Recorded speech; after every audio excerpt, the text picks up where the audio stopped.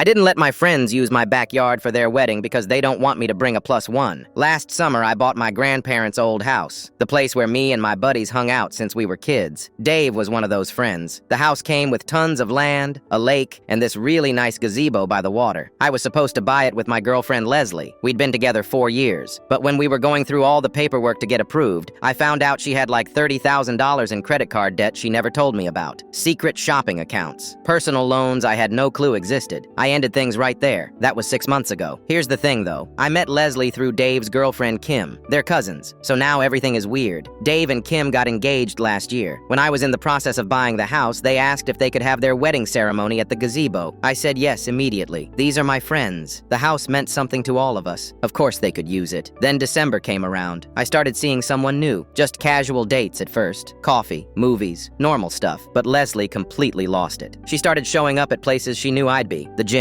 the grocery store on Sunday mornings. She sent me long texts about how we were meant to be together, how I was making a huge mistake. I told her multiple times we were done. Not happening. Move on. 2 weeks ago, Dave and Kim invited me over for dinner. I thought it was just a regular hangout. We ordered pizza, watched a game. Then right before I was about to leave, Kim cleared her throat. "So we need to talk about the wedding," she said. Dave looked uncomfortable. "What about it?" I asked. Kim glanced at Dave. He took over. "We're asking if you could come to the wedding alone. No date. Just you." I laughed because I thought he was joking. He wasn't. "Leslie's been really struggling with the breakup," Kim said. "She's still processing everything. Having you show up with someone new would be really hard for her." I just stared at them. "You're serious right now?" Dave nodded. "It's just one day. We're trying to keep things calm, drama-free. You know how Leslie gets." I stood up. "Let me get this straight. You want to have your wedding at my house, on my property, using my gazebo, but I can't bring a date because your cousin can't handle seeing me move on." Kim crossed her arms. "That's not fair. We're not trying to control you. We're just asking for one small thing." "Small?" I said. "You're telling me what I can and can't do at my own house." Dave tried to play peacemaker. "Come on, man. We've been planning this for months. Everything's set. The invitations went out. Deposits are paid. Then you should have thought about this before you made ridiculous requests," I said. Kim's face turned red. "So you're just going to ruin our wedding over this?" "I'm not ruining anything," I said. "You are. Find a different venue if you can't let me bring whoever I want to my own property." I left. Dave texted me the next morning. Long message about how I was being selfish, how they couldn't afford to book somewhere else this close to April, how I was throwing away years of friendship over pride. I wrote back one sentence: "My house, my rules." Kim called me 2 days later, crying, saying I was making her wedding impossible, that every other venue was either booked or cost thousands more than they budgeted. I told her she had 2 options: let me bring a date like a normal guest or find somewhere else. She hung up on me. Now their families are involved. Kim's mom called me yesterday, said I was being cruel and unreasonable. The wedding is in April. They still haven't found a new venue.